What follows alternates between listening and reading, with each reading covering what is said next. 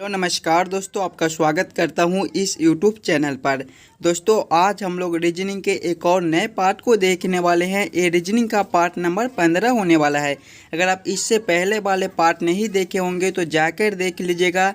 इस पार्ट के अंदर आज हम लोग रीजनिंग के 15 इम्पोर्टेंट क्वेश्चन को देखने वाले हैं, जो कि आपको आने वाले आगामी सभी परीक्षाओं के लिए महत्वपूर्ण है। आप किसी भी एग्जाम की तैयारी कर रहे हो, सभी क्वेश्चन इम्पोर्टेंट क्वेश्चन है जो बार बार एग्जाम में रिपीट किए जाते हैं या फिर आने की संभावनाएं रहती है। तो सभी क्वेश्चन को पहले आप खुद से सॉल्व करने की ज़रूर कोशिश कीजिएगा। चलिए एक नंबर क्वेश्चन की ओर हम लोग चलेंगे। दोस्तों ये रहा एक नंबर क्वेश्चन। एक नंबर क्वेश्चन हमें कह रहा है, नीचे दिए गए अक्षर श्रृंखला को पूरा करें। श्रृंखला सीरीज से रिलेटेड क्वेश्चन है। एक श्रृंखला सीरीज दिया गया है और यहाँ पर क्वेश्चन मार्क है। इन्हीं क्वेश्चन मार्क पे कौन सी संख्या भरी जाएगी ये हमसे पूछ रहा है। जब भी हमें श्रृंखला सीरीज से रिलेटेड क्वेश्चन मिले तो सबसे पहले हम लोग श्रृंखला को ध्यान से देखेंगे और समझने की कोशिश करेंगे हमारा किस प्रकार का श्रृंखला है, इसे हम लोग कैसे जल्द से जल्द सॉल्व कर सकते हैं। श्रृंखला को देखेंगे तो 1728 लिखा हुआ है। सबसे पहले हम लोग 1728 को ले लेंगे, फिर हमारा 864 लिखा हुआ है, फिर हम लोग 864 को ले लेंगे। उसके बाद हमारा 432 लिखा हुआ है, 432 को हम ले लेंगे। उसके बाद हमारा 216 लिखा हुआ है। देखेंगे कि किस प्रकार से ये 1728 से 864 लिख रहा है, 864 से ये 432 लिख रहा है, 432 से ये 216 लिख रहा है। एकदम सिंपल सा क्वेश्चन है। अगर आप थोड़ा सा दिमाग यूज कीजिएगा तो ये क्वेश्चन को आप आसानी के साथ सॉल्व कर पाइएगा। देखिए 1728 में क्या कर दिया है कि 2 से भाग कर दिया, यानी कि 2 से भाग कर दिया है। जब हम लोग 1728 में 2 से भाग करेंगे तो हमारा 864 बन जाएगा ना। उसी प्रकार से आगे देखेंगे तो देखिए 864 से हमारा 432 लिखा हुआ है, इसमें भी हमारा 2 से भाग कर दिया। आगे देखेंगे तो 432 से 216 लिखा हुआ है। देखिए इसमें भी फिर 2 से भाग कर दिया है। अंतर को देखेंगे तो 2 से भाग किया है 1728 में तो 864 बन गया है। उसी प्रकार से जब 864 में 2 से भाग किया है तो 432 बन गया है। फिर आगे देखेंगे तो 432 में फिर 2 से भाग कर दिया है तो 216 बन गया है।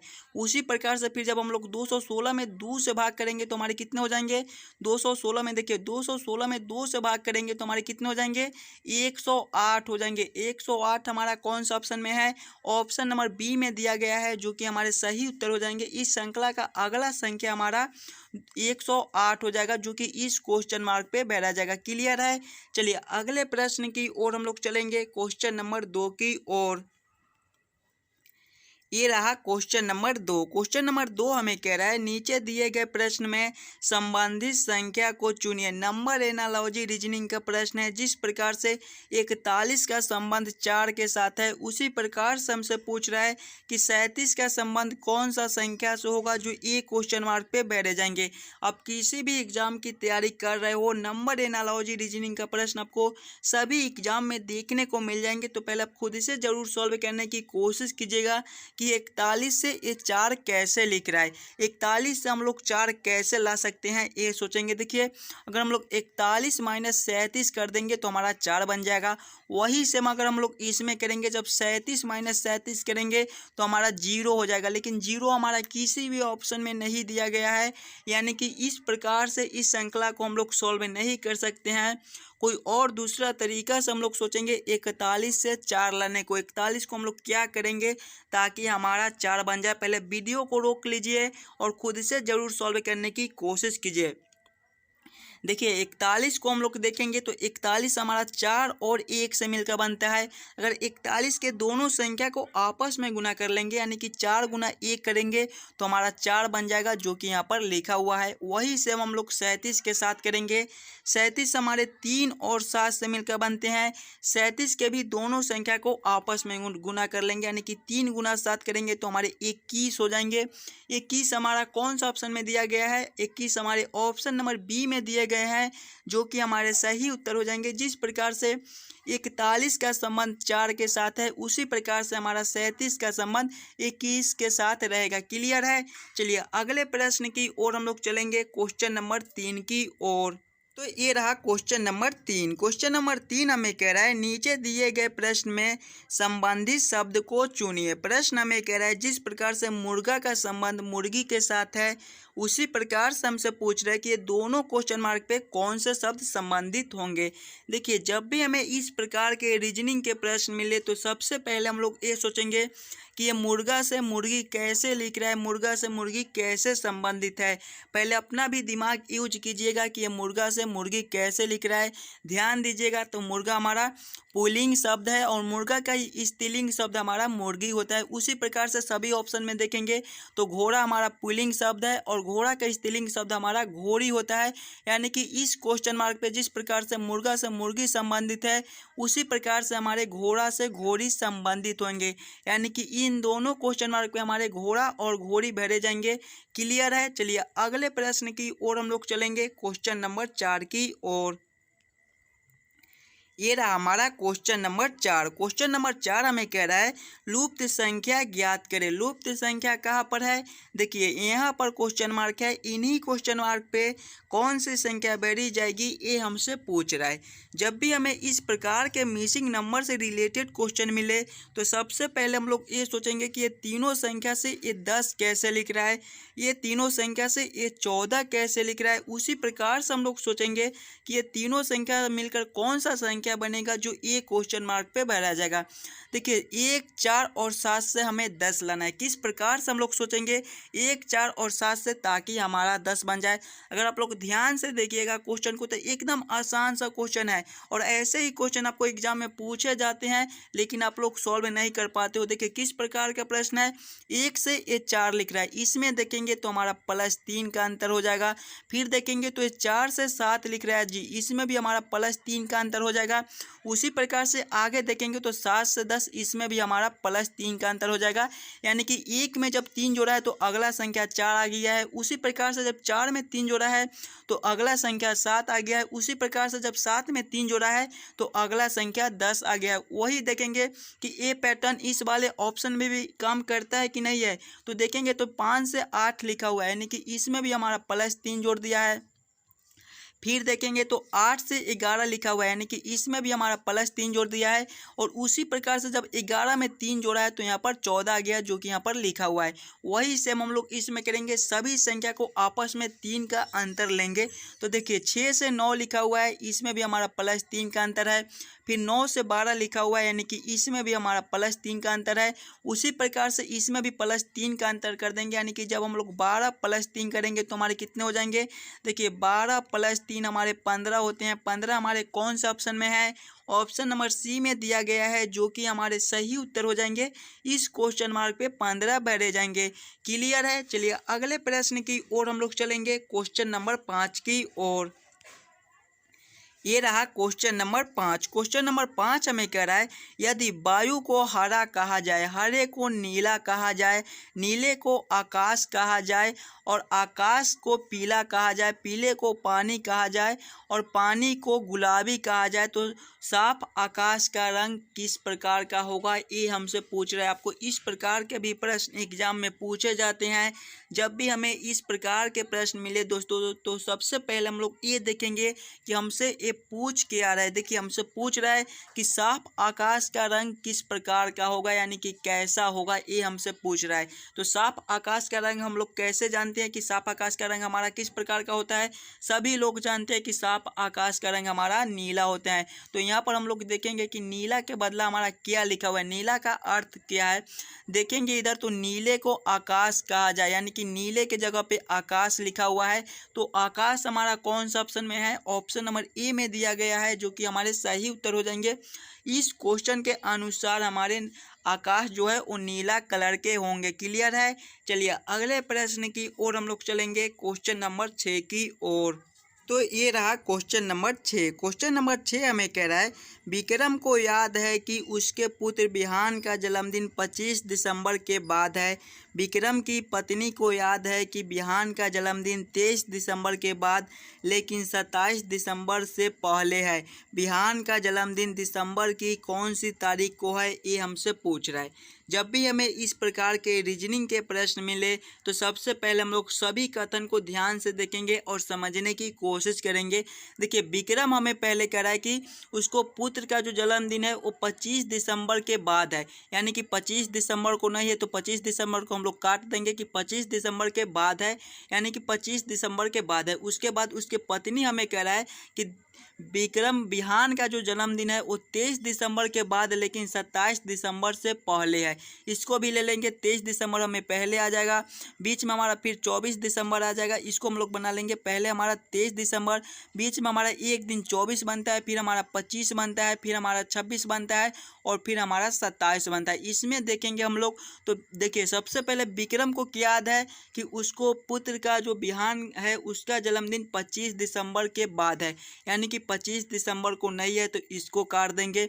और उसके बाद है ये याद रखिएगा, उसके बाद उसका पत्नी कह रहा है कि विक्रम का जन्मदिन 23 दिसंबर और 27 दिसंबर के बीच है, तो यानी कि 23 दिसंबर भी हमारा नहीं होगा और 27 दिसंबर भी नहीं होगा।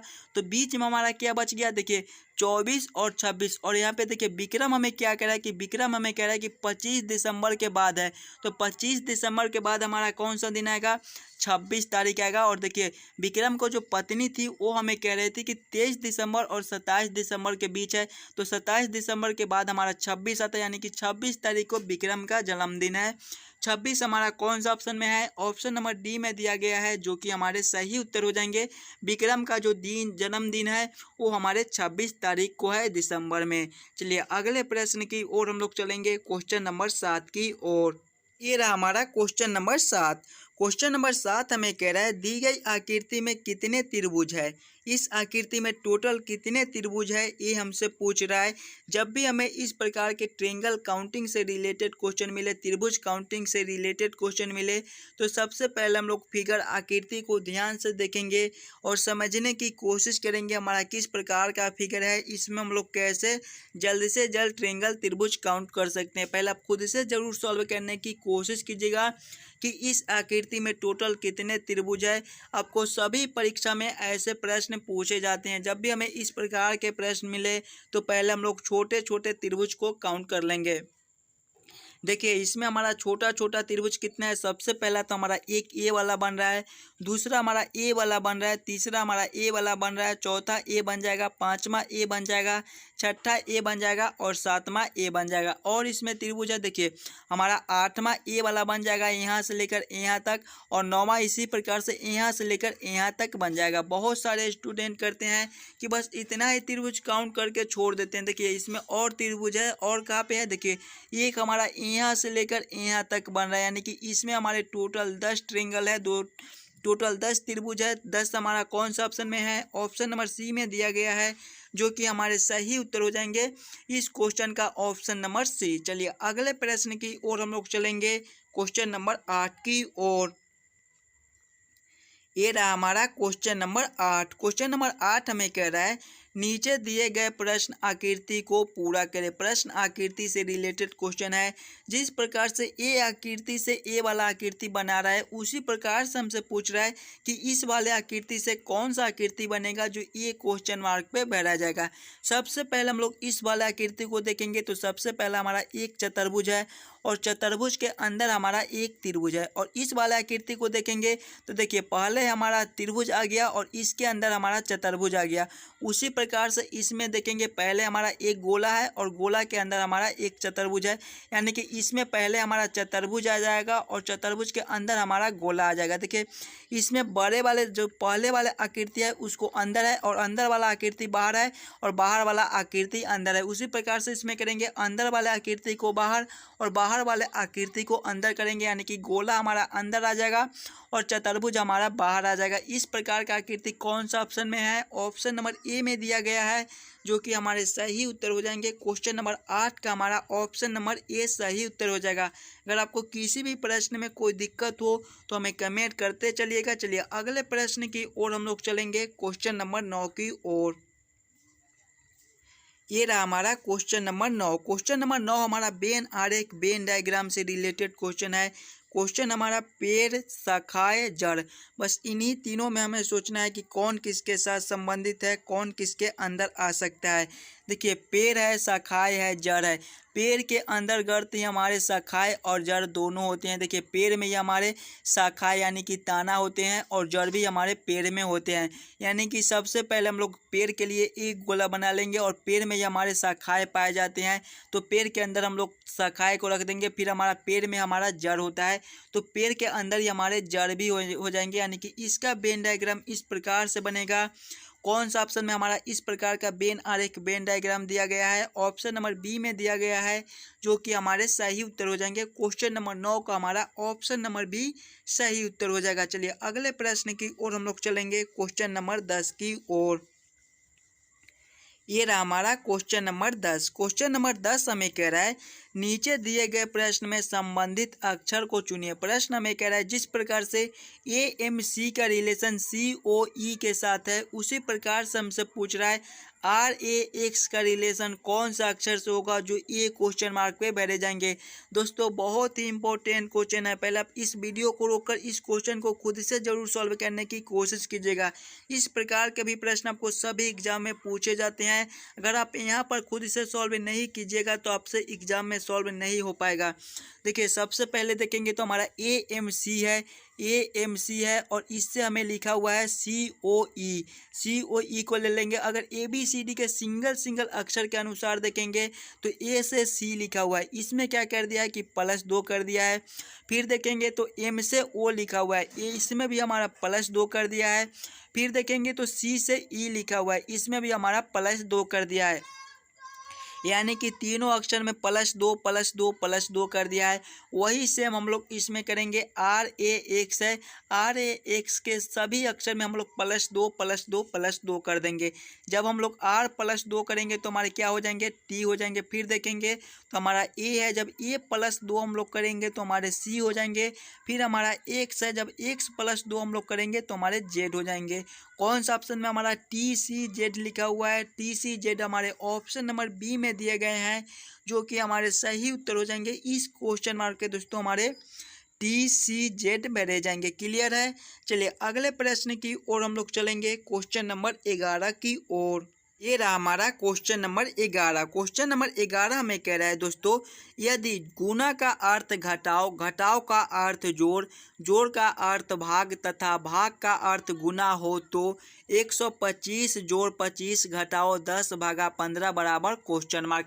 जब भी हमें इस प्रकार के रीजनिंग के प्रश्न देखने को मिले तो सबसे पहले हम लोग प्रश्न को समझने की कोशिश करेंगे कि प्रश्न हमें क्या कर रहा है। देखिए प्रश्न हमें कर रहा है यदि गुना का अर्थ घटाओ, यानी कि जहाँ पर गुना है वहाँ पे घटाओ को रखेंगे।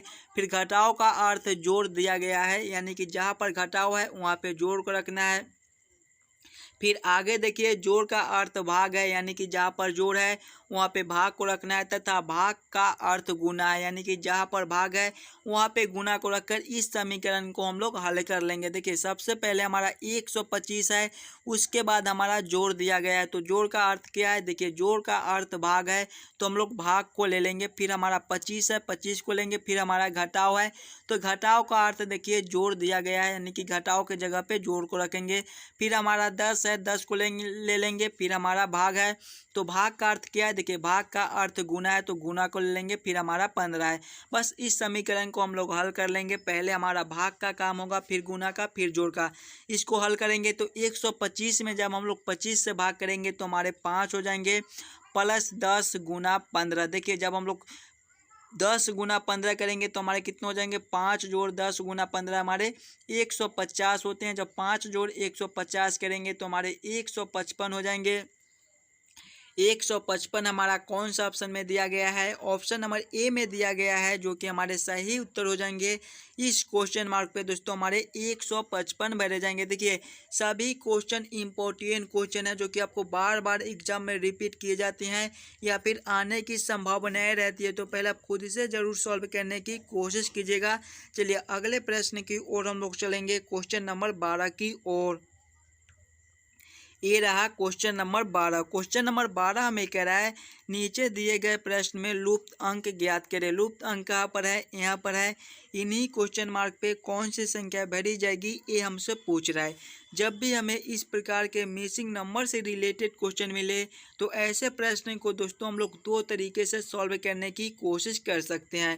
पहले तो हम लोग प्रश्न को इस लाइन से देखेंगे, हमारा 134 और 117 से ये 87 कैसे लिख रहा है, 100 और 31 से ये 64 कैसे लिख रहा है। उसी प्रकार से हम लोग सोचेंगे हमारा 34 और 86 से कौन सा संख्या बनेगा जो ये क्वेश्चन मार्क पे भरा जाएगा।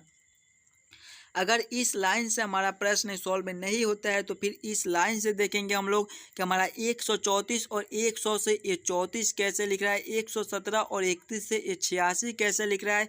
उसी प्रकार से हम लोग सोचेंगे हमारा 87 और 64 से कौन सा संख्या बनेगा जो ये क्वेश्चन मार्क पे भरा जाएगा।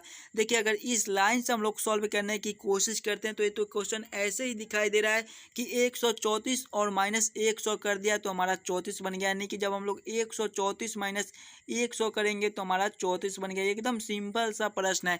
उसी प्रकार से इसमें करेंगे 117 माइनस 31 करेंगे। देखिए 117 माइनस 31 करेंगे तो हमारे 86 बन जाएंगे जो कि यहाँ पर लिखा हुआ है। वही सेम इसमें कर दीजिए 87 माइनस 64 कर दीजिए। जब हम लोग 87 माइनस 64 करेंगे तो हमारे कितने हो जाएंगे, 23 हो जाएंगे। देखेंगे 23 हमारा कौन सा ऑप्शन में है, ऑप्शन नंबर बी में दिया गया है जो कि हमारे सही उत्तर हो जाएंगे। इस क्वेश्चन मार्क पे दोस्तों हमारे 23 बैठे जाएंगे। चलिए अगले प्रश्न की ओर हम लोग चलेंगे, क्वेश्चन नंबर 13 की ओर। ये रहा हमारा क्वेश्चन नंबर 13। क्वेश्चन नंबर 13 हमें कह रहा है नीचे दिए गए अक्षर श्रृंखला को पूरा करें। अक्षर श्रृंखला से रिलेटेड क्वेश्चन है। जब भी हमें इस प्रकार के अक्षर श्रृंखला से रिलेटेड क्वेश्चन मिले तो सबसे पहले हम लोग अक्षर श्रृंखला को ध्यान से देखेंगे। देखिए अक्षर श्रृंखला हमारा सबसे पहले हमारा बी दिया गया है।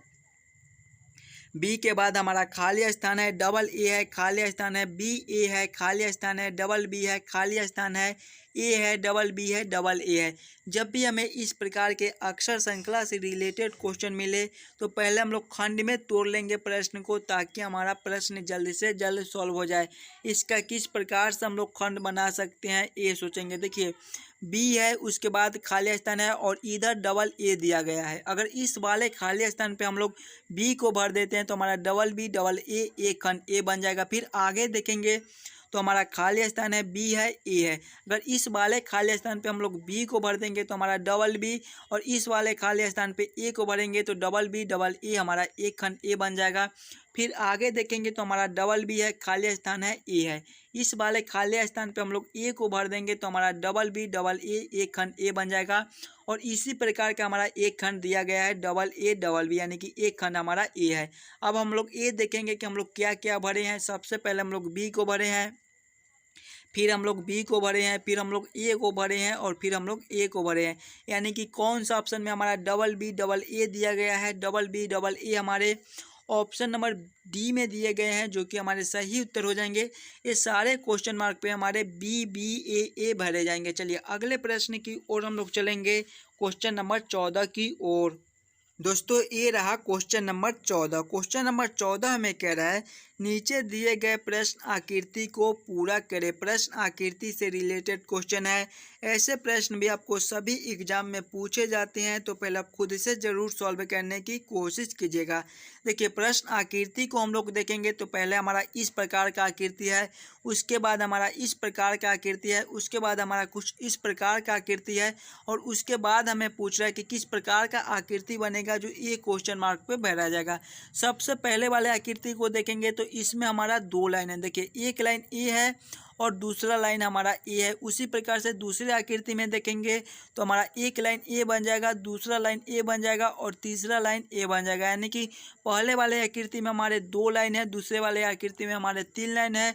उससे अगले वाले आकृति में देखेंगे तो हमारा एक लाइन ए बन जाएगा, दूसरा लाइन हमारा ए बन जाएगा, तीसरा लाइन हमारा ए बन जाएगा और चौथा लाइन ए बन जाएगा। देखिएगा पहले वाले आकृति में दो लाइन दिया गया है, दूसरे वाले आकृति में तीन लाइन दिया गया है और इससे अगले वाले आकृति में चार लाइन दिया गया है। यानी कि इससे अगले वाले आकृति में हम लोग 5 लाइन को ले लेंगे तो 5 लाइन का आकृति हमारा कौन सा ऑप्शन में दिया गया है। देखिएगा 5 लाइन की आकृति हमारे ऑप्शन नंबर बी में दिया गया है। देखिए एक लाइन ए है, दूसरा लाइन ए है, तीसरा लाइन ए है, चौथा लाइन ए है और पांचवा लाइन ए है, यानी कि क्वेश्चन नंबर 14 का हमारा ऑप्शन नंबर बी सही उत्तर हो जाएगा।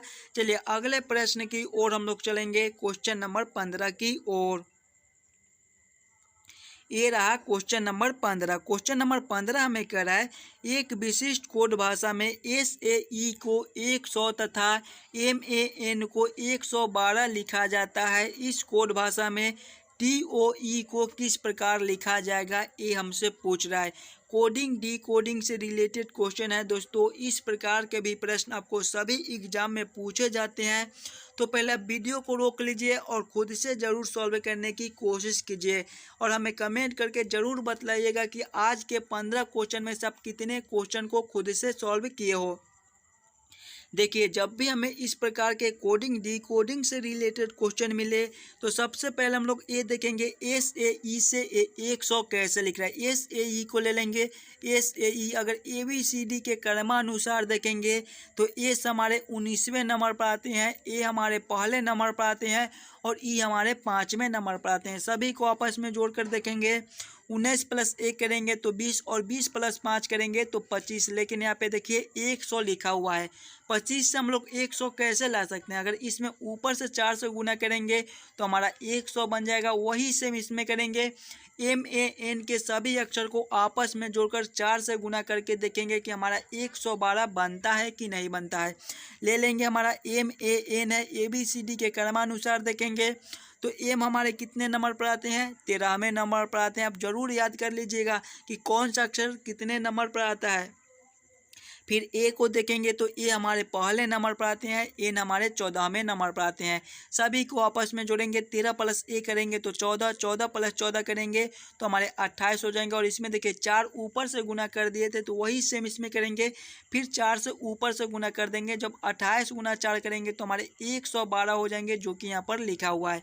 यानी कि इसी प्रकार से इस क्वेश्चन मार्क को हम लोग सॉल्व कर सकते हैं। तो वही सेम हम लोग TOE के साथ करेंगे। हम लोग ले लेंगे TOE है, ABCD के क्रमानुसार देखेंगे तो टी हमारे 20वें नंबर पर आते हैं, ओ हमारे 15वें नंबर पर आते हैं और ई लास्ट वाला हमारा ई 5वां नंबर पर आते हैं। सभी को आपस में जोड़ेंगे, 20 + 15 करेंगे 35, 35 + 5 करेंगे तो हमारे 40 हो जाएंगे। और सभी में देखिए 4 से ऊपर से गुना कर दिए थे तो वही सेम इसमें करेंगे हम लोग, 40 × 4 कर देंगे तो हमारे कितने हो जाएंगे, 160 हो जाएंगे। 160 हमारा कौन सा ऑप्शन में है, ऑप्शन नंबर डी में है, जो कि हमारे सही उत्तर हो जाएंगे। जिस प्रकार से ए से SAE को 100 लिखा जाता है, MAN को 112 लिखा जाता है, उसी प्रकार से हमारा TOE को 160 लिखा जाएगा। आशा करता हूं दोस्तों आप सभी प्रश्न को बढ़िया से समझ गए होंगे। अगर आपको किसी भी क्वेश्चन में कोई दिक्कत हो तो हमें कमेंट करके बताइएगा। और आप इस YouTube चैनल पर नए हो तो चैनल को सब्सक्राइब और वीडियो को लाइक जरूर कर लीजिएगा। आपको डेली रीजनिंग का एक नए पार्ट कराएंगे जो कि आपको आने वाले आगामी सभी परीक्षाओं के लिए महत्वपूर्ण है।